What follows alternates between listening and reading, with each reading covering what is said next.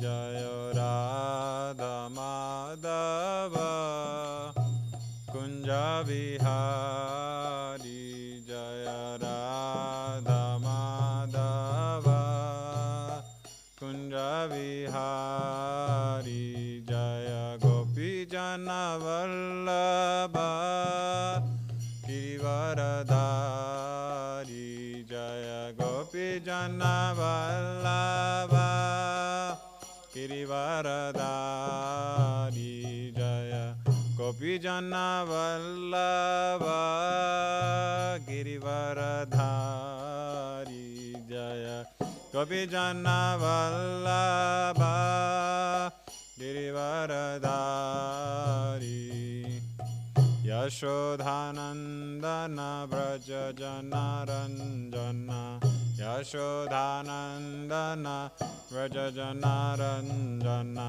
Yashodhanandana Vraja Janaranjana Yashodhanandana Vraja Janaranjana Yamuna Tira Vanachari Yamuna Tira Vanachari Yamuna Tira Vanachari Yamuna Tira Vanachari Jaya Radha Madhava Kunja Vihari Jaya Radha Madhava Kunja Vihari Jaya Radha Madhava Kunja Vihari Jaya Radha Madhava Kunja Vihari.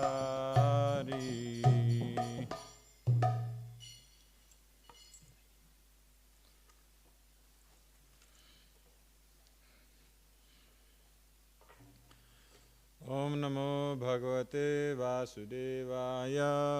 Om Namo Bhagavate Vasudevaya. Om Namo Bhagavate Vasudevaya. Om Namo Bhagavate Vasudevaya. Om Namo Bhagavate Vasudevaya. Om Namo Bhagavate Vasudevaya. Navai satam tva charina pitam manam.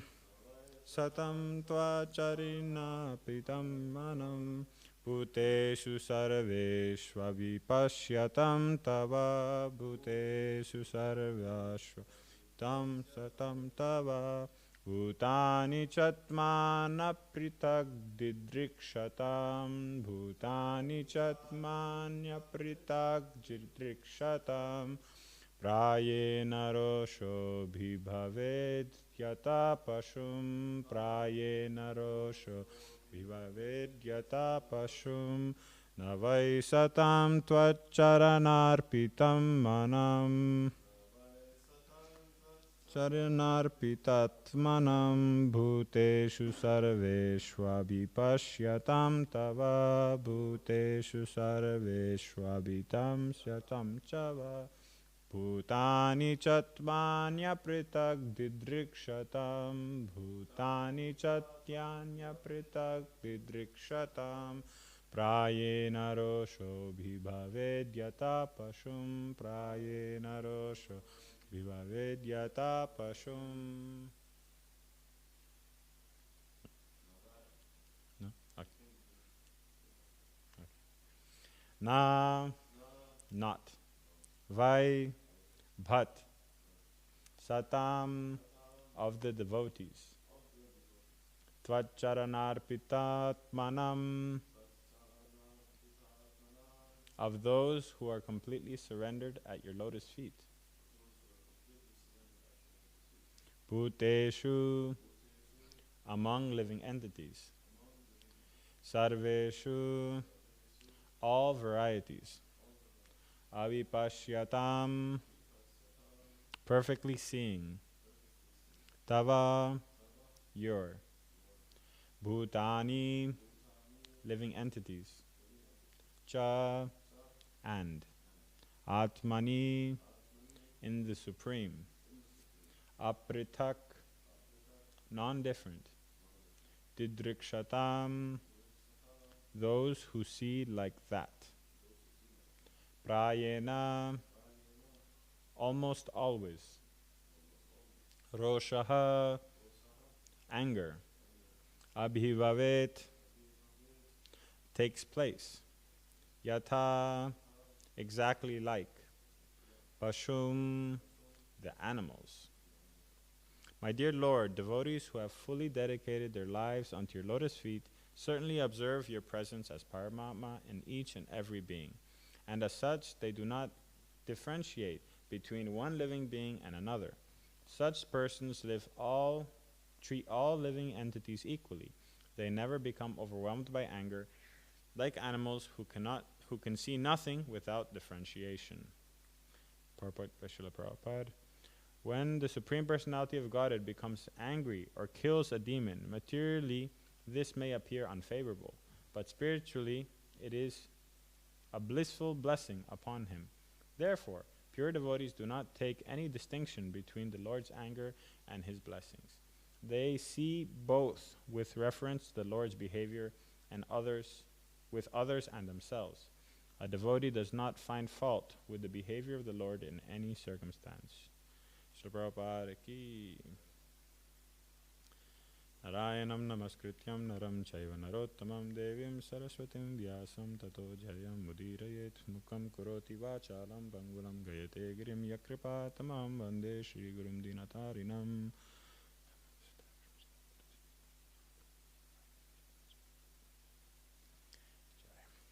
Okay, so today I wanted to talk about pure devotees, Madhyamadhikaris and Kanishtadhikaris, because the Lord here mentions about pure devotees who see him in everyone and see his pastimes as all equal because they see no difference. So if we understand the position of the Lord and the position of us, where we are in our devotional service, or how we are progressing through our devotional service, we can better progress through our devotional service, at the same time better relate to other devotees and respect them in the proper way, because we understand their position. So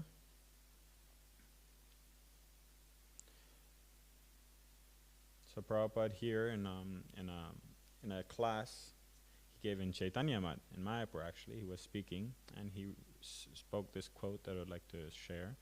He says, "People say, 'Where is God? Can you show me God?' God is not very cheap and can be seen by anyone or everyone. He can be seen only by devotees, not ordinary devotees. There are three kinds of devotees: Kanishtadhikari, Madhyamadhikari, and Uttamadhikari. Kanishtadhikari can see Krishna in the temple in the form of the deity incarnation, Archa incarnation. Madhyamadhikari can see Krishna everywhere, and Uttamadhikari can see Krishna eye to eye. So it is a process only that you have to raise yourself from Kanishtadhikari to Madhyamadhikari, and from Madhyamadhikari to Uttamadhikari." Yeah? So there's many different verses in Srimad Bhagavatam, Chaitanya Charitamrita, describing these three positions of the devotee as he progresses from one level to the other, and how one can progress more, and how to understand one's progress also. So it's all there. And I had a few quotes here that I can share. So in Srimad Bhagavatam, 11th Canto, Chapter 2, Text 47, it is said, "A person who is very faithfully engaged in the worship of the deity in the temple, but who does not know how to behave towards devotees or people in general, is called a Prakrita Bhakta, or Kanishtadhikari."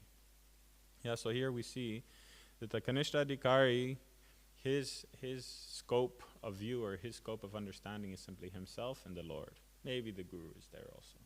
Basically, he's just coming to understand that that's the Supreme Lord and I want to be his devotees. But as far as everyone else, how everybody else fits into the picture of his devotional service, he's not very knowledgeable or not very experienced how to relate to them. And so sometimes his behavior may not be proper against people who he deems as not worthy of his respect, because he's only thinking, I respect the ultimate. Everything else is not worthy of my respect, so to speak. In that mentality he's running. And we can understand through so many different times we heard that one has to start seeing that the Lord is only pleased when his devotees are pleased, when the Lord is most pleased when his devotees are pleased also. So therefore one has to widen his scope of view and understand that there's devotees also in the picture. Srila Prabhupada many times mentioned that only Mayavadis want to see the Lord alone. We as devotees want to see him in his pastimes. We want to see him with his devotees, with the cows, with the cowherd boys, with Radharani, with the gopis. We do not want to see Krishna alone. So this Kanishta-adhikari mentality of only the supreme or only the most exalted people are worthy of my respect isn't one favorable. But at the same time, one has to understand that Kanishta-adhikari is a very exalted person because he's at least aspiring to become a devotee. He is not someone who should be disrespected in any way, right? In Nectar of Instruction, verse 5, right? Rupa Goswami gives very clearly, he says, Krishneti yasya gritam manasadriyeta dikshasi che pranatibhischa padantamishan sushrushaya bhajana vigyam ananyamanya nindari sunyam hridamipsita sangalabhya, right? One should mentally honor the devotee who chants the holy name of the Lord. One should offer humble obeisances to the devotee who has undergone spiritual initiation, diksha, and is engaged in worshipping the deity.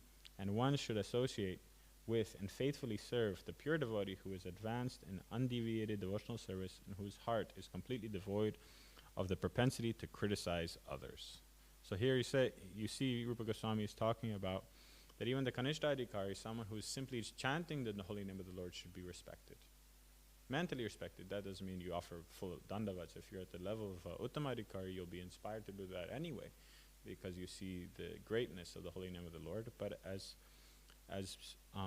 neophyte devotees, we have to at least respect and treat properly, right? Sometimes the example is also given that in the temple, guests will come, people who may not be so advanced in devotional service, and therefore the Kanishta-adhikari might mentally or even externally commit offenses against those people because he does not know how to properly relate.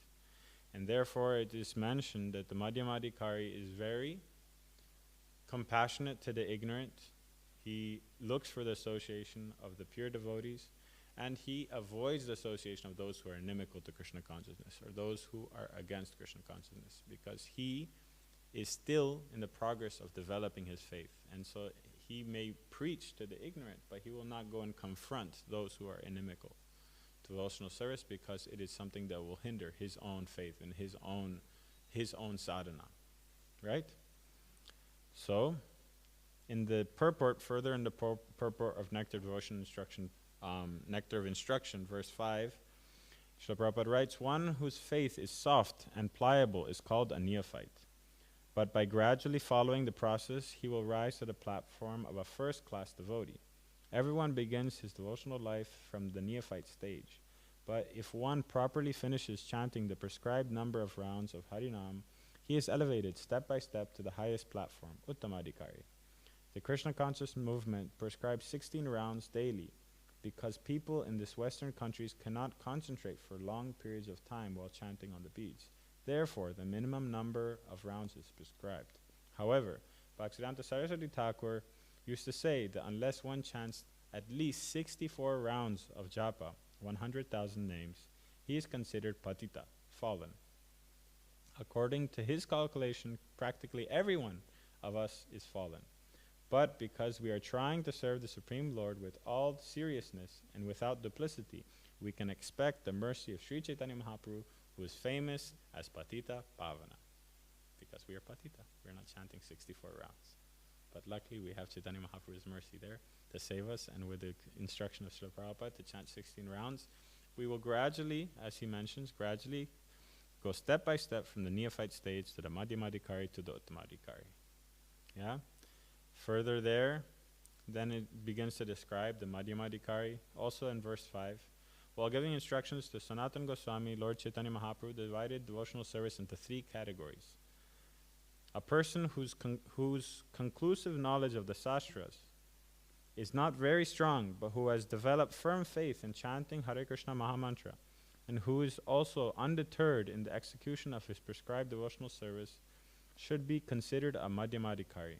Such a person is very fortunate. A Madhyamadhikari is a Shraddhavan, a staunchly faithful person.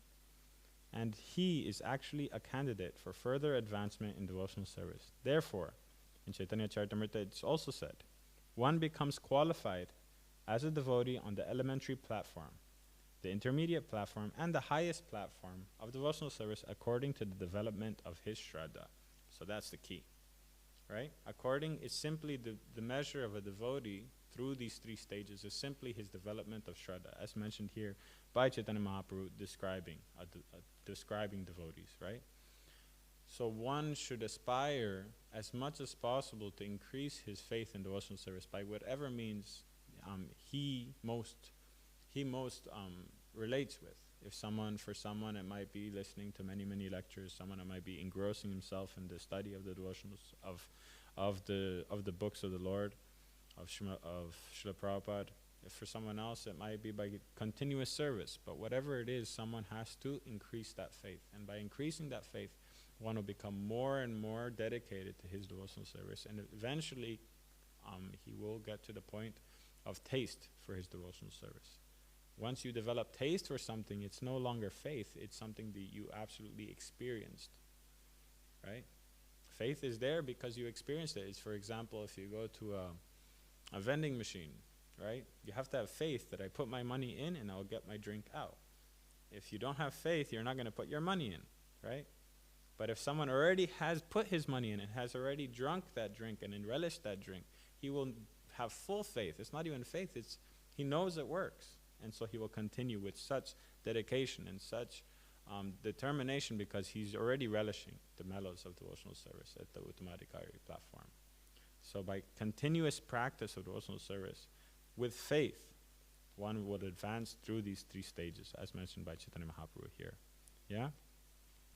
Further, it's mentioned in Srimad Bhagavatam 11.2.46, the Madhyamadhikari is a devotee whose worship of the Supreme Personality of Godhead as the highest object of love, makes friends with the Lord's devotees, is merciful to the ignorant, and avoids those who are envious by nature.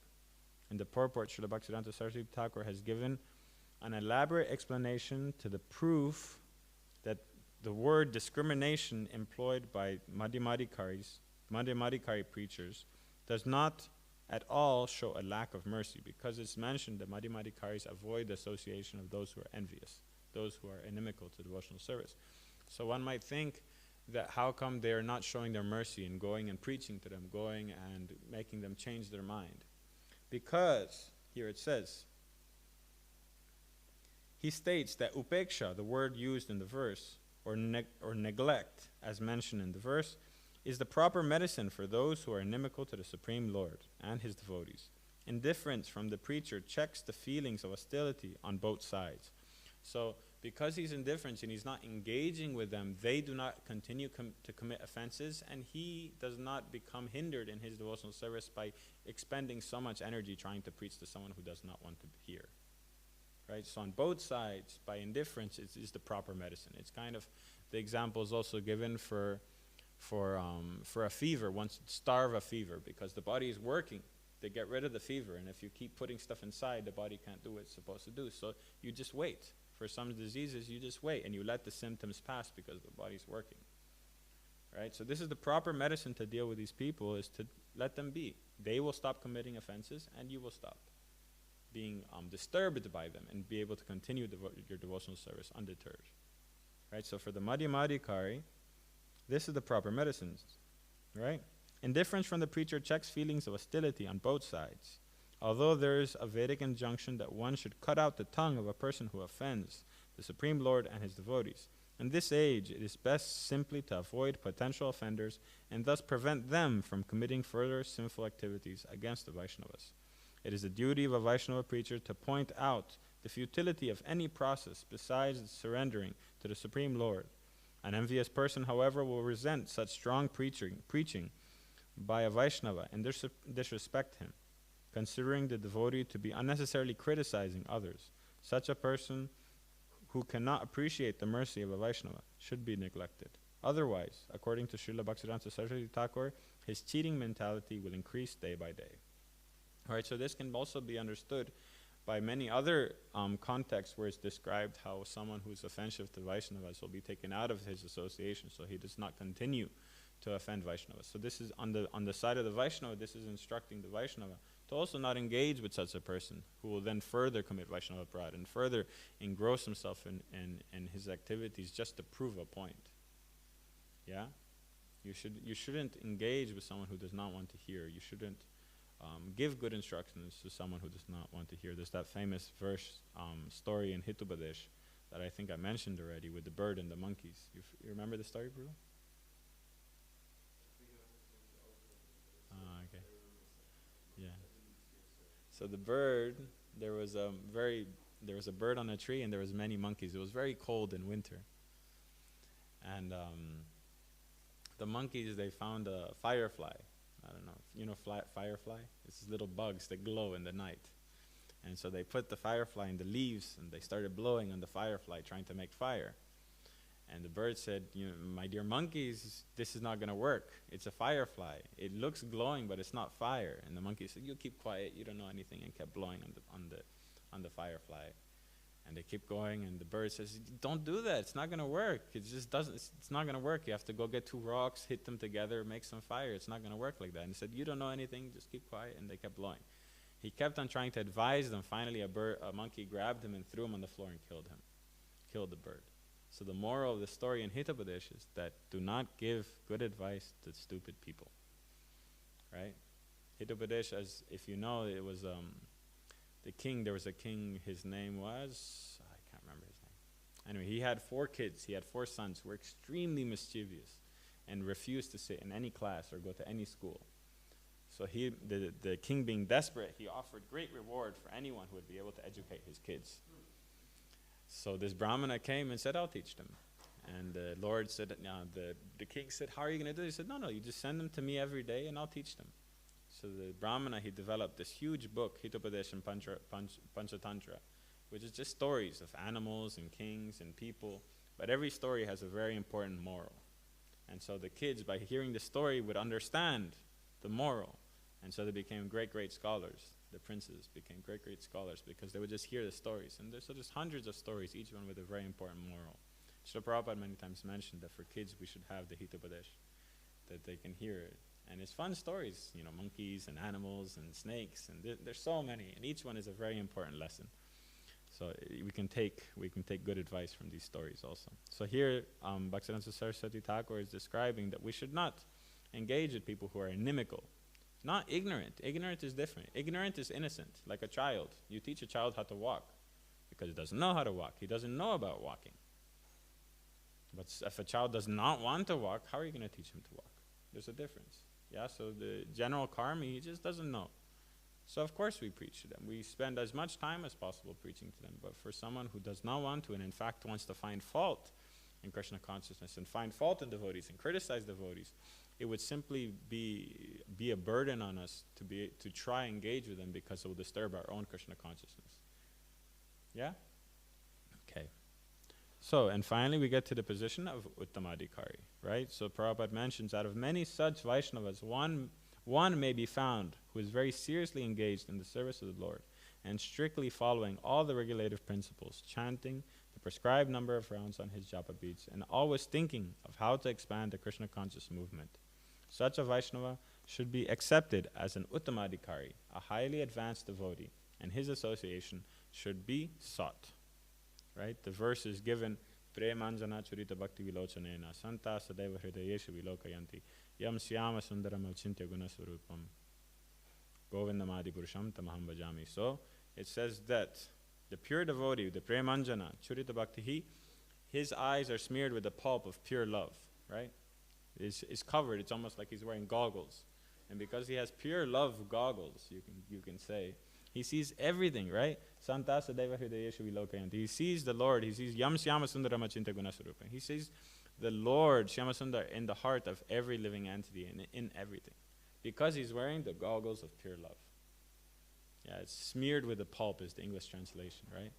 But Premanjana Chirita Vilochanena. So he has Bhakti Vilocha. He has the eyes of bhakti, the love eyes, right? And so he sees Yam Syama Sundaram. He sees that Lord of the universe within Syama Sundar. He sees it within every heart, and therefore he does not see a distinction.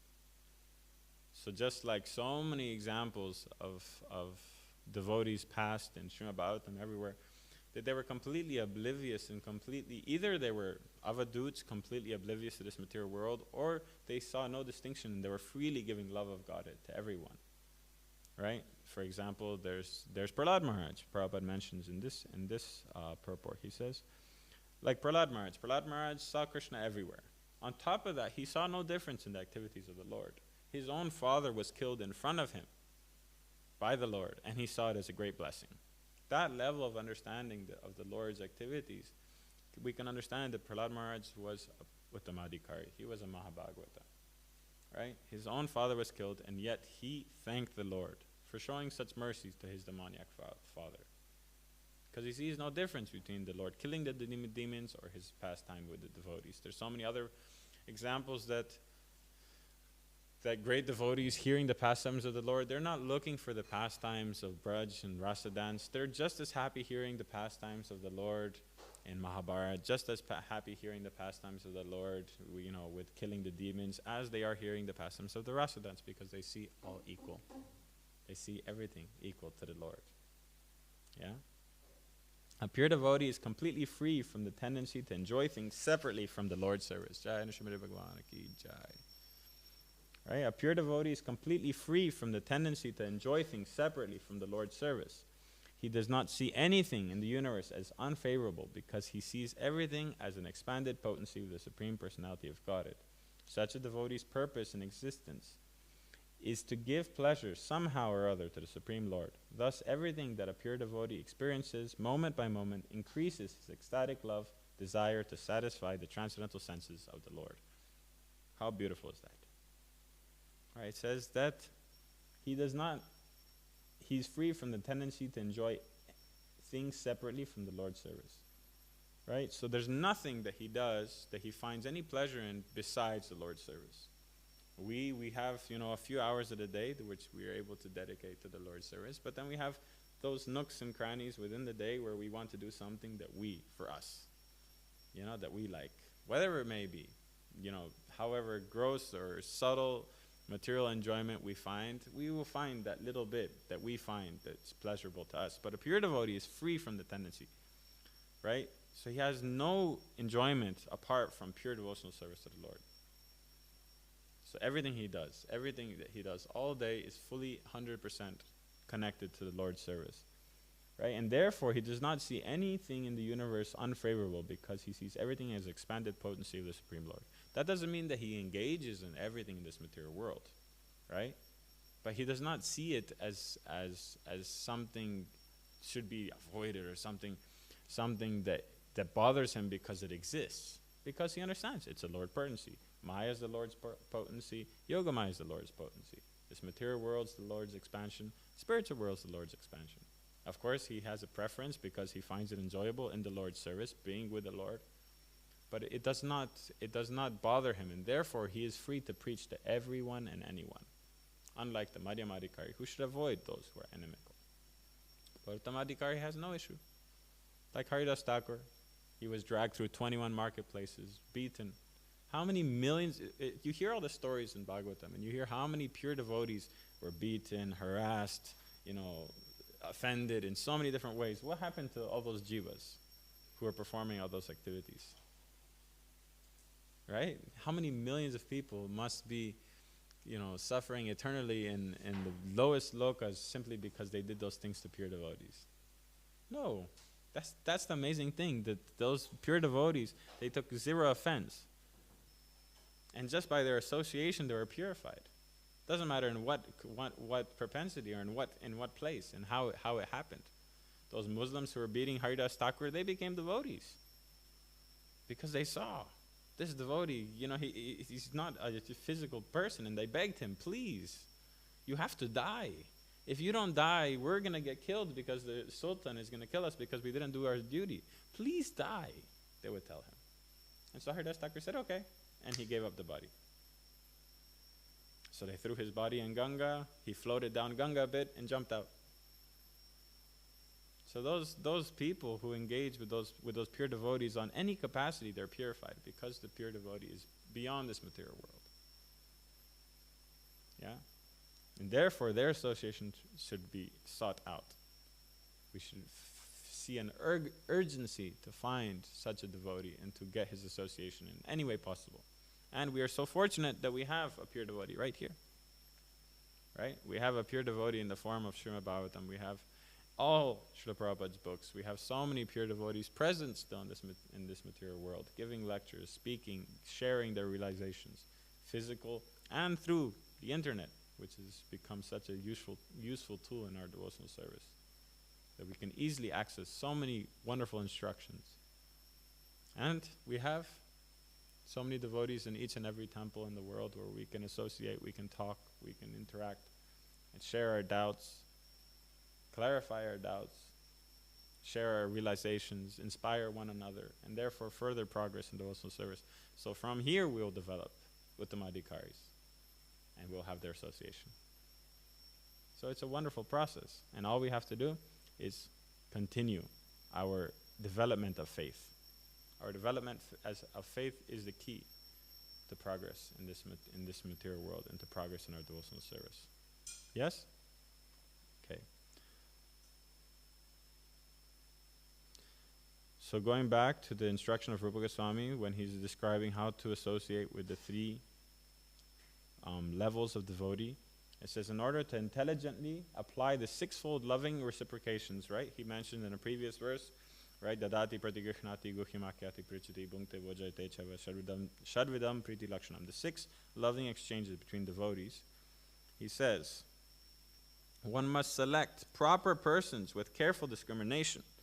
Srila Rupa Goswami therefore advises that we should meet with the Vaishnavas in an appropriate way, according to their particular status. In this verse, he tells us how to deal with 3 types of devotees: the Kanishtadhikari, Madhyamadhikari, and Uttamadhikari. The Kanishtadhikari is a neophyte who has received the Harinam initiation from the spiritual master and is trying to chant the holy name of Krishna. One should respect such a person within his mind as a Kanishta Vaishnava. A Madhyamadhikari has received spiritual initiation from the spiritual master and has been fully engaged by him in transcendental loving service of the Lord. The Madhyamadhikari should be considered to be situated midway in his devotional service. The Uttamadhikari, or highest devotee, is one who is very advanced in devotional service. An Uttamadhikari is not interested in blaspheming others. His heart is completely clean, and he has attained the realized state of unalloyed Krishna consciousness. According to Srila Rupa Goswami, the association and service of such a Mahabhagavata, or perfect Vaishnava, is most desirable. Right? So what does this mean? Does this mean that we're going to immediately start going? We're going to make a list of all the devotees in the temple and do K, M, U, K, M, U, K, K, K, K, K, K, K. Actually, I shouldn't put U because no one here is pure, right? So we're going to find fault. We're going to watch the devotee closely. Oh, no, K, I saw him. K, next. Nope, K.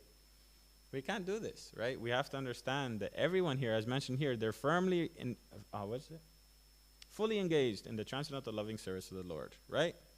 They have been engaged by the spiritual master. So any devotee who is engaged in the service, we should look for their association and find what's driving them, what's inspiring them, how can we associate with them and be able to be inspired by them, and therefore help one another progress in the stages of material.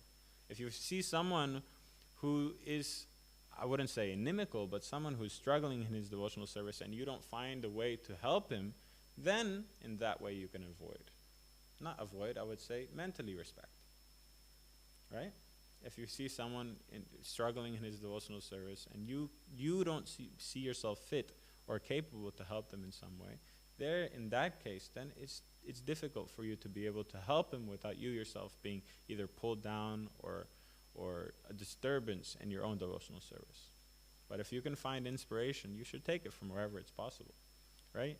And to prove this, Srila Prabhupada, he writes, actually it was in a room conversation, he talked on Varnashram, he said, Srila Prabhupada, he wrote, the spiritual life, Kanishtadhikari, means he must be a qualified Brahmana. That is Kanishta. What is esteemed as a very high position in the material world, Brahmana, that is Kanishtadhikari.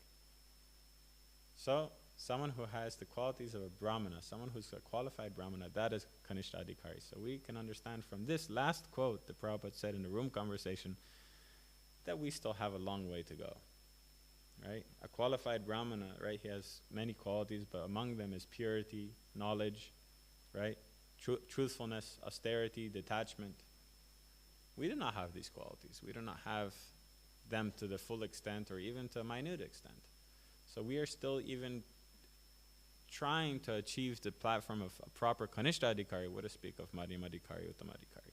So we should endeavor to associate with any devotee who gives us inspiration, who gives us enthusiasm, who we can share realizations with, we can progress further in devotional service by their association. And therefore progress, right? So it's a very wonderful opportunity for us to be in association of devotees who are all practicing devotees, who are all practicing devotional service day by day, daily. Right? To be in a community of devotion of devotees is something very rare and very difficult to find now or anywhere. So we should take advantage, develop relationships, and learn from one another and help one another progress in devotional service. And at the same time, we have the wonderful books of Srila Prabhupada. We have so many lectures in CDs, online, anywhere, that we can take the association of Uttama Adhikaris, wherever they may be, on this world or gone already. And therefore progress by their association, through their Vani, through their instructions. Yes? So to finish, I would like to simply, there's one beautiful song by Narottam Das Thakur. I'll simply read a few of the verses, sing a few of the verses, and then read the translation so we can meditate on the position of a Vaishnava and how desirable their association is, right? So he says, He bharu karuna koro Vaishnava goshai Patita pavana toma bine keho nai. Right? So he says, "O Vaishnava Goswami, please be merciful to me now. There is no one except you who can purify this fallen soul." Right? In another verse he says, "Where does anyone find such a merciful personality by whose mere audience all sins go far away?" So that's Uttama Adhikari. Right? That's a Vaishnava who simply by being in their presence, all sins go away. In the next verse he says, "Only after bathing in the Ganga, many, many, many times one becomes purified. But simply by the sight of you, the fallen souls are purified. This is your great power." Right? The holy name delivers one who has committed offenses to Lord Hari. But if one commits offenses to you, there is no means of deliverance. Right? He says, Haristane aparadhe tare harinam Tomastane aparadhe nahi paritran. So he's saying, Haristane, to Lord Hari, unto the Lord Hari, if someone commits offenses, then there's the holy name as one's shelter. Right? But Tomastane, unto you, if someone commits offenses, Nahi paritran, there's no shelter. There's nowhere else he can go. Apart from you, of course. Right? If you commit offenses to a devotee.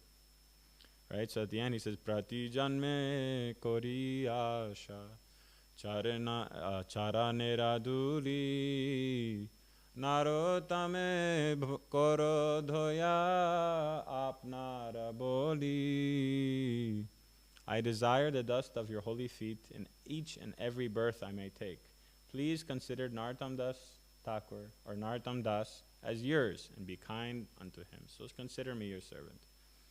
So by reading this song of Narottam Das Thakur, we can see the mentality one must have, the eagerness one must have to associate with devotees.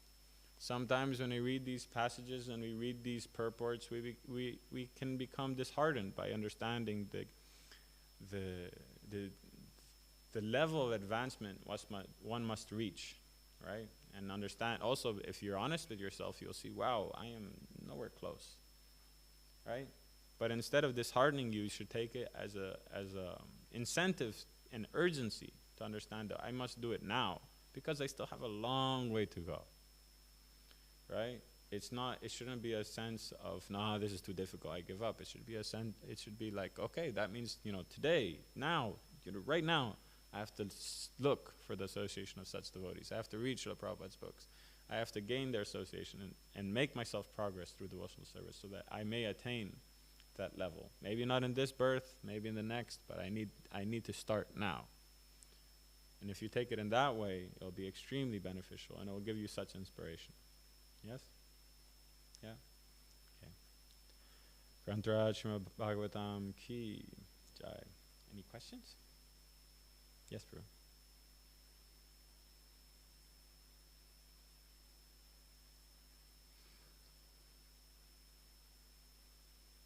I can repeat your question. I can, I'll just repeat it.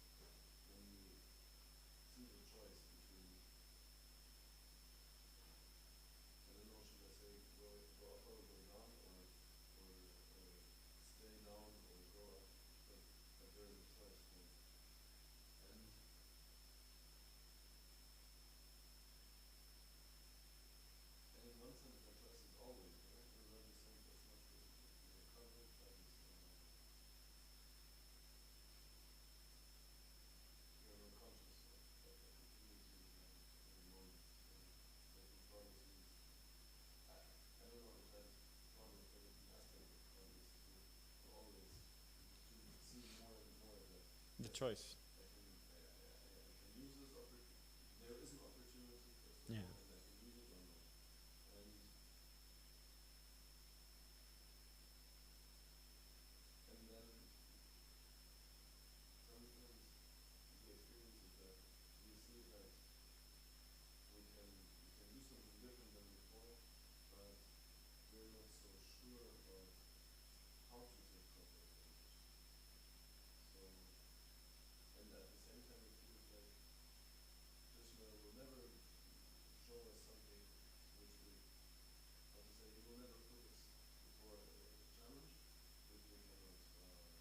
Overcome. Yeah.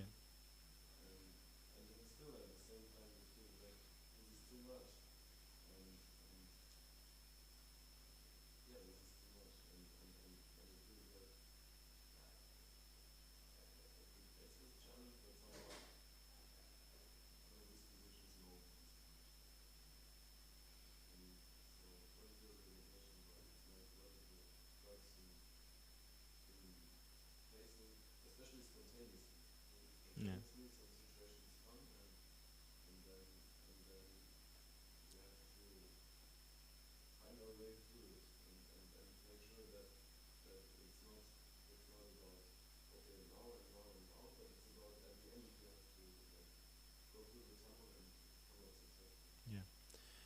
So if I can summarize your question, basically it's how to become more conscious of the opportunities Krishna give us to increase our faith and to utilize our faith to make the right decisions, and then also how to deal when situations are too difficult, right, or seem too difficult, and how to understand how Krishna is arranging that and how to progress through it. Correct? More or less, your question? Okay, so let's try get into it and see. So first, your point as faith is developed through tests, right? That's yes and no, because faith, it's through faith that one's able to get past those things, and once one gets past them, then it's increased, right? But it's not the only way in which faith can be developed. Faith can be developed many, many different ways by seeing someone else, right? His inspiration, and wow, he must be achieving something. He must have taste for something, that he has such devotion to the Lord. It must work. Therefore, I have faith because I've seen it happen, right? In Sastra, there's the three students, right? There's one who hears and understands, one who sees and understands, and one who feels and understands, right? For example, father says, fire is hot. If you touch it, you'll get burnt. Okay, I won't touch fire. Another person, he sees someone else get burnt. when touching fire and says, okay, I won't touch fire. A third person touches fire, gets burnt, says, okay, I won't touch fire again. You understand? So there's different ways in which we can understand and increase our faith. Same 3 ways, right? We hear in Srimad Bhagavatam about different ways to increase your faith. There's the 5 main activities in devotional service, right? Worshipping the deity, reading Srimad Bhagavatam, associating with devotees, eating Mahaprasad, and worshipping Tulsi Marani. Right? Those 5 activities are the best way in which we can grow our faith and engage ourselves in devotional service, and they should be performed daily. Right? So by doing those things, our faith increases. And then when tests come through faith, you'll be able to continue your devotional service, get past that test, and then your faith will increase because you have achieved something. Right? As you mentioned. So when Krishna gives us tests, for example, anything, you mentioned that first of all we have to be conscious that Krishna is giving us a test or giving us an option where we can choose Maya or Krishna. And there's minute little things throughout the day, like you said, or there can be bigger things to do with the whole life, right? But as Srila Prabhupada mentioned, to become Krishna conscious, we must first be conscious, right? And what does conscious mean? Conscious means exactly that you not only are you conscious in the moment when it's happening, but you actually care enough that afterwards you think about it and be like, wow, everything I did today, and like go through it. Did I make the right choice? Did I make the wrong choice? What could I have done better? Introspect. And then the next time that situation comes up, you will recognize it because you actually thought about it. That's why it's not simply reading Srimad Bhagavatam, it's a study of Srimad Bhagavatam. Because just reading by it just goes in 1 year and out. But if you're actually studying Srimad Bhagavatam, spending the time thinking about it, introspecting about it, how does this apply to me? How can I apply this in my life today? Then one becomes much more conscious of everything that happens to you during the day. You understand this? For example, I like cooking, so I always give cooking examples. You cook something. If you cook something and you don't even think about how you could improve it, you're never going to become a better cook. But if every time you cook something, you're not in a negative way, but you're taking your cooking apart. And you're like, okay, what could I have done this better? Next time I'll try this. Next time I'll try that. Therefore, it's always improving, always increasing. But you have to be conscious enough and care enough to actually go through what you did. So if every day, in the end of the day, in the beginning of the day, whenever you find the time, you can think about your day and think about, did I make the right choice? I had the choice to do more service. Did I do more service? Did I make the right choice? And therefore become introspective and you become more conscious. Right? In martial arts, there's the common saying that it's through practice or through experience that one achieves realization. Right? There's the Yang Yi Ye Sang-gung. They're the 5 stages. So the first one is that one, simply by hearing and seeing, one begins to practice. The next one is that one begins to practice and starts to trying to apply it. Once one is able to apply it, one gets doubts, right? One finds mistakes. Then one clarifies that doubts, practices what he understood, and there one magic is called, or realization. So by thinking, by understanding, by practicing devotional service, and by trying to clarify doubts, by being conscious, then one will begin to see so many more opportunities. And not only so many more opportunities, but one will also begin to see the hand of the Lord in every aspect of your life. You know, day to day, so many things you will see, oh, Krishna protected me here, Krishna did this for me, Krishna did that for me, he was so merciful, this happened today, wow, right? And so one gradually becomes more and more Krishna conscious in one's life. And so when next time Krishna shows an option or Krishna shows an opportunity or a test, you'll be conscious that this is a test. You'll be conscious in the moment, and you'll better be ready to take on the challenge and to do it in a Krishna conscious way, rather than, let's say, you're fried, you work so hard, everything's going wrong, and then all of a sudden your milk burns for your sweet rice. You have to restart, and that can ruin your whole day. Right? Oh, I still have rounds to chant, I still have this to do and that to do, and then you'll cook the next batch of sweet rice, but with what mentality? Rather than, okay, why did this happen? Was I conscious? What was my mentality? Next time I'll do better. And take it as a learning opportunity. And therefore see Krishna's hand in that small little part of your day that you understood that Krishna is there observing you, he's helping you, and he's guiding you to be a better person, to be a better devotee, to be more focused in your devotional service. Right? It's like sometimes devotees say that when you're chanting and you get to a knot, it's because you weren't conscious. It's because you were inattentive during your chanting. And for me, like 100% of the time, it's true. I'll be chanting, and all of a sudden I get to knot, and I didn't even realize I was chanting, first of all, when I get to the knot. It's like, oh my God, I had my bead bag on my hand. Right? Then I get a huge knot, and I have to get it out of the bead bag, completely take it apart. It never happens when you're attentive. When you're there chanting, focus on your round, you never get a knot. Right? So there's knots in our devotional service, and there's knots in our life that is there to make us more attentive and more conscious of Krishna in our lives. Right? But that urgency, like you said, to develop your faith and to utilize your faith in Krishna's service is something that we have to start. We have to do. And then that will make us stronger. That will make us more eager to serve. Did that help your question in some way? Exactly. Introspect. It's being conscious is something that doesn't happen instantaneously. Focus and consciousness is something that in all aspects of our life, material and spiritual, we have to practice. It's a muscle. It's something that you have to train. You know, from 1 minute to 2 minutes in your japa, you sit down, you start chanting. 1 minute, be focused. 2 minutes, then a whole round, then 2 rounds, and 3 rounds. And you have to consciously do it. Not like, okay, today I'm going to chant good. But what's your goal? You're immediately going to try hit your 16 rounds fully conscious? No. You start with 1 round, 2 rounds, 3 rounds, and try get that more and more. Some days you might do 10 rounds, some days you do 3 rounds, but you have a minimum that I'm going to sit down and focus for 3 rounds a day out of my 16. Right? Then 4 rounds a day, and slowly you increase. So you first, let's say, before you get initiated, you try chant 1 round, 2 round, 3 round, 4 round. Once you get initiated and you have your 16 rounds, instead of going for 17, 18, 19, go for focus. Focus 1 round, focus 2 rounds, focus 3 rounds, 5 rounds, 10 rounds. Then 16 rounds. Once you have 16 rounds down focus, you're already at the level of ruchi, I'm pretty sure. And then you'll want to chant all day. But if you can chant for 2 hours focused, relishing the holy name, all glories to your lotus feet, Prabhu. Right?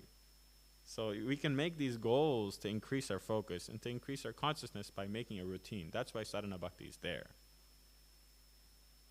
Right? So in the evening before you go to sleep, spend 5 minutes thinking about your day, what you did, your opportunities that came, how you performed your devotional service, how you did your cooking, how you did your cleaning, how you did your garland making, how you did your puja service, what could you have done better? And the next day, do better.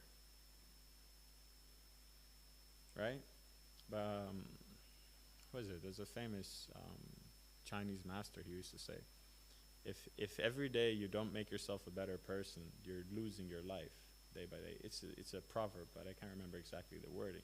But basically the point is that every day you should do something to better yourself. Even this most minute way. Right? And I think it's in Jaiva Dharma, it's describing the progress of the neophyte devotee. And the analogy is given that you're in a cart and you're in a slope. If you're not going forward, you're going backward. There's no stop. So if you're not working on yourself day by day to increase your devotional service, to increase your relationship with your devotees, to increase your ability to chant and focus, then you're not really getting anywhere. In fact, you're going down. So utilize every opportunity, like you said, in the Lord's service. Utilize every opportunity that may come to increase your faith in the Lord, and then things will move. Slowly, but it will move. And we have to train. The whole life is in a preparation to be conscious of the Lord at the time of death. And because we don't know if death is now, tomorrow, the day after, in 100 years, we have to start now. Yeah. Any other questions? No? Okay.